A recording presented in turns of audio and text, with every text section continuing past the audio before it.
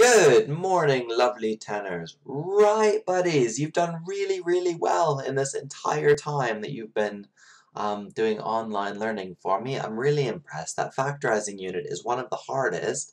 It's almost even bordering on the hardest algebra that you guys have to do in all of GCSE. So you've done super well to do that while I've been away, to do it with the videos and kind of quite independently on your own. So really, really good work there. We'll talk about it a bit more on Friday, just to make sure that we all are on the same page. And then if any of you weren't sure, then you can be sure for sure on Friday. So that's going to be what our plan is for Friday. So yeah, really, really good work with that unit. Your homeworks have looked really good, and I'm super impressed with how it's gone. So fab work, Super 10s. Right, buddies, brand new unit. Please put the title Probability in your books for me, please. Now, probability is something you're going to be really, really good at already. As you might know, or as you will know, I should say already, a probability is just the chance that something happens. It's like a mathematical chance. It's a chance with a number attached to it. So if straight away I were to say to you, what's the chance of getting heads on a coin, for instance? If I flipped a coin, well, what's the chance of getting heads? Well, here's what it would be. It would be this. It would be a half. And you'd write it like this, P, and then in a bracket, H, if you want to be snazzy with it. And it's 1 over 2. Cool? What's the probability if I was to do a coin, or not a coin, I mean a dice, what's the chance of getting a 6 on a dice? Well, here we go, let's see. Probability of getting 6 on a dice, well, it's 1 in 6. How is that working, buddies? How does it work? Well, simply just like this. The probability of any event happening is just the total number of ways that that event could happen divided by the total number of options that there were, which is called the total number of outcomes. So, in the coin, there was 1 head, but there were 2 sides on the coin, so it's 1 out of 2. For getting a 6, there is 1 6, and there's 6 options on the side of a dice, so it's 1 out of 6. Bish, bash, bosh, you're flying through it. Sometimes people give probabilities as a ratio, or as ratios. Some people say 50-50 if you're going to do like the heads on its eye. Sometimes people would say 50-50. If, for instance, you were saying what's the chance of getting heads on a coin, that's not often used very much. It is in real life. People say 50-50 a lot. But 50-50 actually simplifies to 1-to-1, so it's bizarre that someone would say 50-50. Also, I'm not sure if you guys have ever seen, you can sometimes get odds, and odds are sometimes, how are odds given? There's something like, oh, like 2 to 7 or something like that, and odds can be given that way as well. And yeah, it's all weird, and it's all strange to do it as decimals and to do it as odds, or to do, to do it as odds, or to do it as ratios and stuff like that. So in maths, every time, 99% of the time, we will use either fractions or decimals. Those are our 2 primary ones, with sometimes it being a percent, but even that's pretty rare. So let's make sure that you guys are really good, like you have done this before at Year 8 and Year 9, so I don't think I'm going to tell you what to do here. All I want you to do is just have a little write down of all of the probabilities that the question asks for. Give them all as fractions. There's no need to use the decimals here. So here we go. Let's do it. All as fractions. Pause the video and do it. 3, 2, 1, go!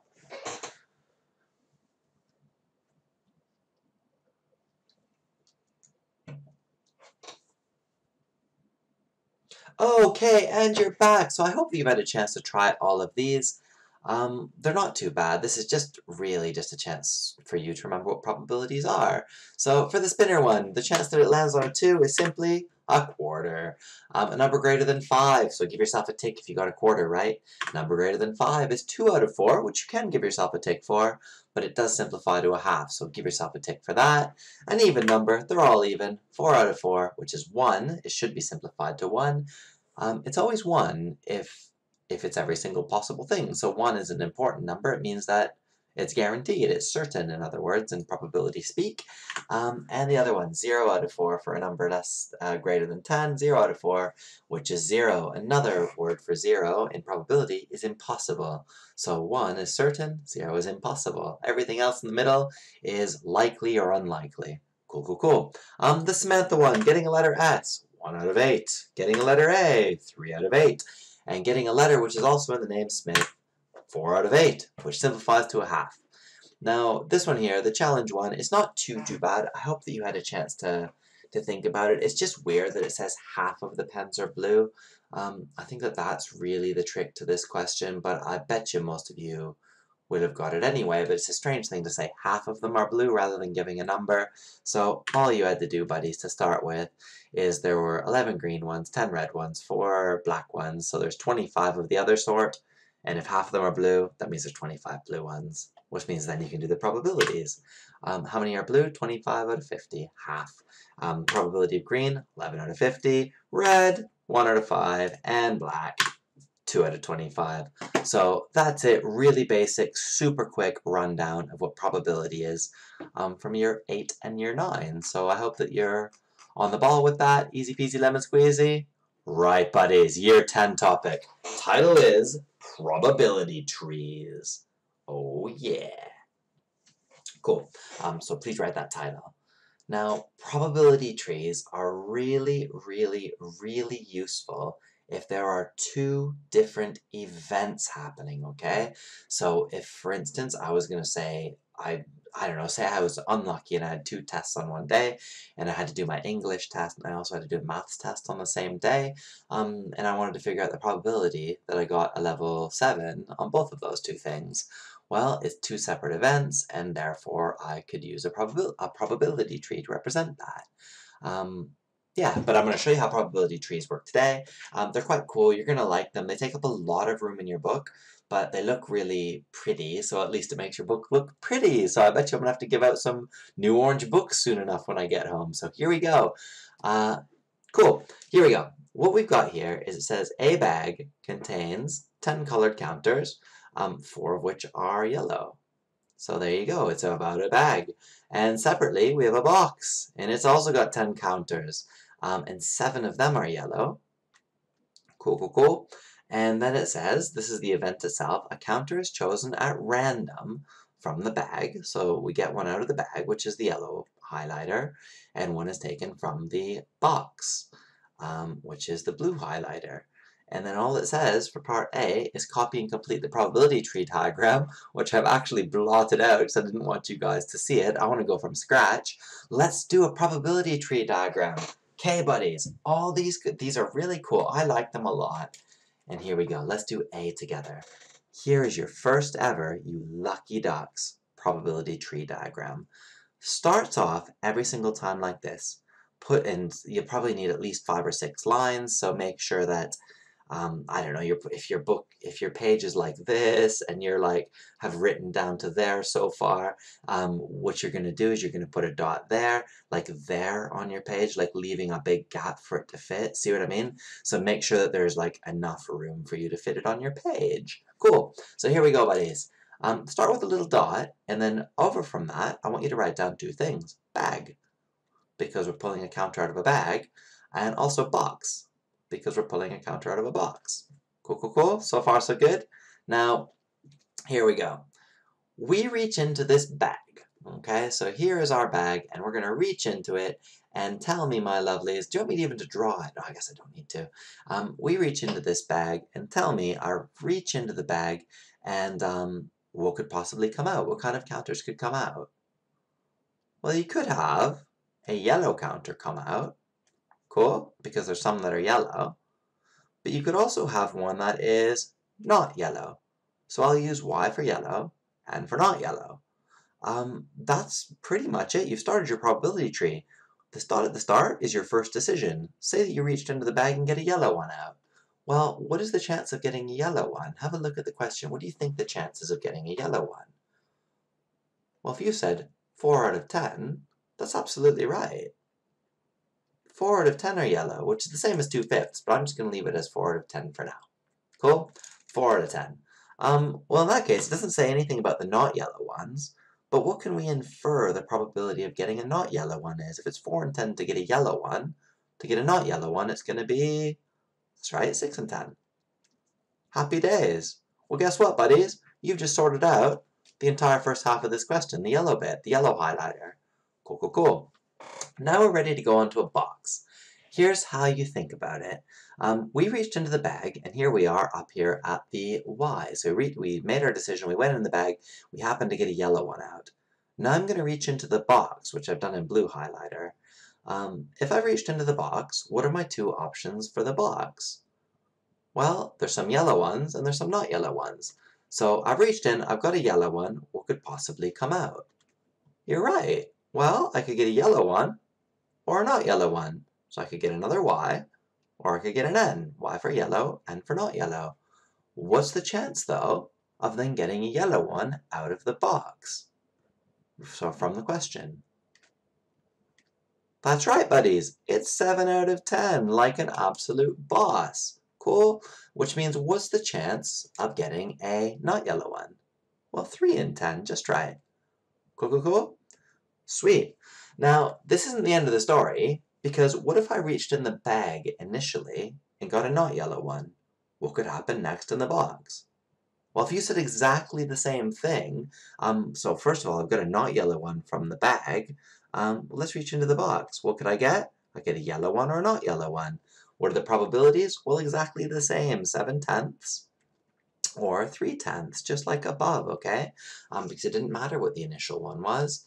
And bish bash bosh, my lovelies, that is it. You've just worked out your first ever probability tree diagram. This is what a probability tree diagram is. It simply lists every single outcome and the matching probabilities down each of the branches. So the outcomes go at the end of the branch and the probabilities go on each branch. Which means we can now answer part B, which is specific probabilities. What's the chance that both counters will be yellow? So how do I get both counters being yellow? Well, in order for that to happen, here's what had to happen. We reached into the bag, and we got a yellow. But then we had to also reach into the box and get another yellow. Well, how do I determine then, my buddies, what the total probability is? Well, here's what you can do. Whenever you go through a probability tree diagram, what you do is you multiply along the branches. So, to get a yellow followed by a yellow, it's going to be 4/10 times 7/10, which is 4 times 7, 28 out of 100, which does simplify, but I'm not going to simplify it there, just because I might be trying to show you something. So what's the probability that both counters will be yellow? Well, check it out. The probability of getting, and using posh notation, y, is just going to equal 28 out of 100, which actually both divide by 4, and I think that goes in 7 times, and this goes in 25 times, so 7/25. Absolutely brilliant, like a boss. Does that make sense, guys? This PYY is just probability of yellow followed by yellow. I'm just using posh notation just for the sake of it, because I think a lot of you, well, some of you anyway, for sure, will want to take A-level, and so I want to get you guys ready for A-level with the posh notation, which is always a good shout. I do that quite a lot with you, actually. So yeah, there we go. Cool beans. Now, here we go for double I. Let's see what we're going to get here. Now, double I, it says this. Find the probability that the counter will be yellow. The counter from the bag will be yellow. So bag will be yellow, and the counter from the box will not be yellow. Okay, so if I want to go yellow and not yellow, the path it's on about is this one here. So up to yellow first, because now we got the yellow one out the bag, followed by this one here. So the branch that we're on about then is going to have this probability. It's going to be 4/10 times by, because you times to go through the branches, 3/10, which is 12 out of 100. Cool? So the probability then of getting first of all yellow, and then second of all not yellow, is just going to be 12 out of 100, which again divides by 4, 3/25. Feeling good, buddies? Do you feel amazing about this? Good, good, good, good, good. Well, here we go. Final thing I'm going to show you is this, buddies. At least one counter will be yellow. Okay, at least one counter will be yellow. Now, basically, buddies, I'm going to run you through something kind of neat here. This wasn't asked for in the questions. This is all extra, but I'm going to show you something neat. I'm going to find the probabilities of all the branches. So you can see already that the uppermost branch had probability 28 out of 100. The second branch had 12 out of 100. The third branch, let's work it out real quick. The third branch would be 6/10. So here we go, 6/10 times 7/10. So that's going to be 42 out of 100. And the final branch is 6/10 times 3/10, which is equal to 18 out of 100. Okay, before I move on, which is not part of the question, but before I move on, I want you to just look at all these probabilities, okay? 28 out of 100, 28 out of 100, 12 out of 100, 42 out of 100, 18 out of 100, and I want you to determine for me right now, is there a pattern? Is there something interesting happening? What do you notice about all of those probabilities together? Have a think. That's right. When you add them up, buddies, when you add them all up, they have got to equal 100 out of 100. And of course they do, because they represent every single thing that could possibly happen. So there's nothing that can happen that isn't all of these things, so they better add up to 100 out of 100, or 1 as a total percent. Which means we can use a little shortcut here, but I won't just yet, but we can use a shortcut here, which I'll ask you about in a sec.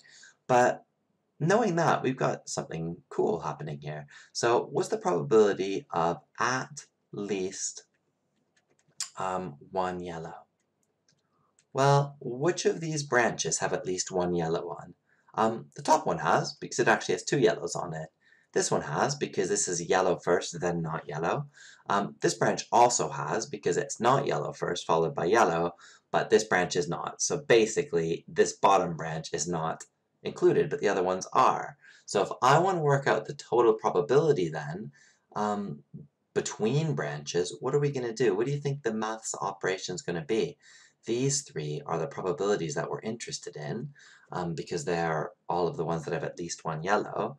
Well, what are you going to do? That's it, buddies. You have to add them. Exactly that. You multiply when you go through branches. So when you go from left to right, you multiply. At the end, though, when you're trying to work out totals, when you're trying to figure out like this or this or this or this, you add them all up.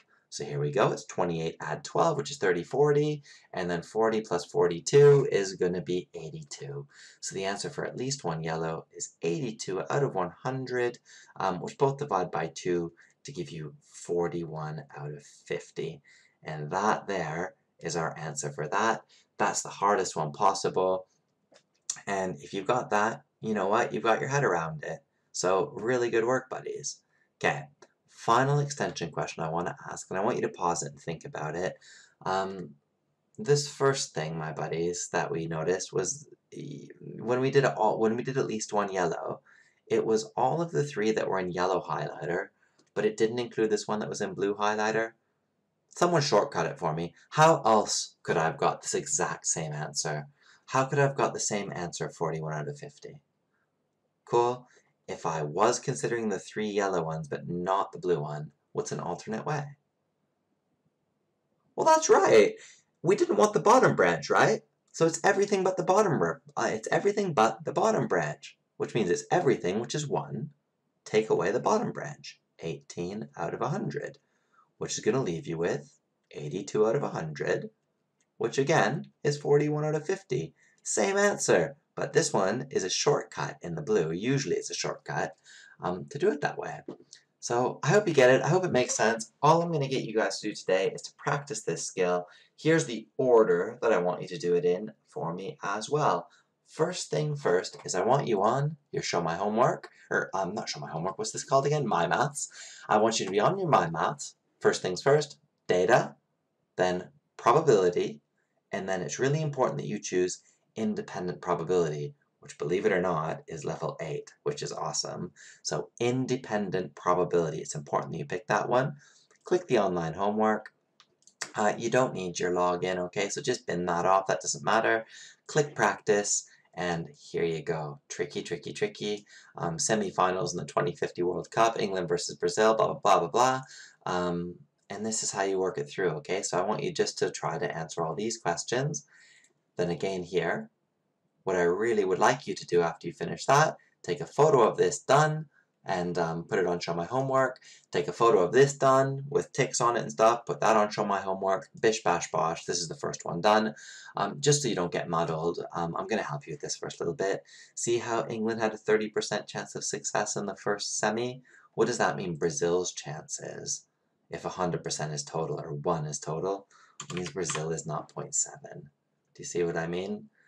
In the second one, it says that the probability that England will reach the final is 0.3. The probability that Germany will reach the final is 0.8, which means Argentina is 0.2. Cool beans. And then it's going to be the same here, 0.2, 0.8. So just so you can see how it works, buddies, shaboosh. All you have to do, oh, I didn't do this question, but yeah, try to not just copy the one I did. I hope that it's randomly generated and it's not exactly the same as this, but you just have to work out what's left, essentially. Okie doke, buddies. So this is task 1, to do the My Maths and to send me a picture. Task 2 is I've attached for you this worksheet.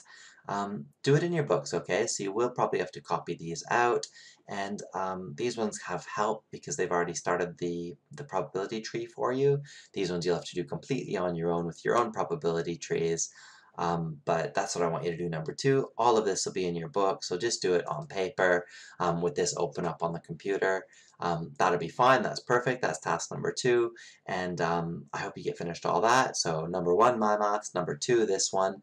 Now, if you are really quick and you've got your head around it straight away, so you were a natural at it, for extra work, just as extra practice, on your homework or on your textbook, it's page 377, and I just want you to do exercise 7, okay? So 1 to 20, as many as you can do. If you don't get onto this, that's okay. But again, I know how hard this topic is, the algebra topic.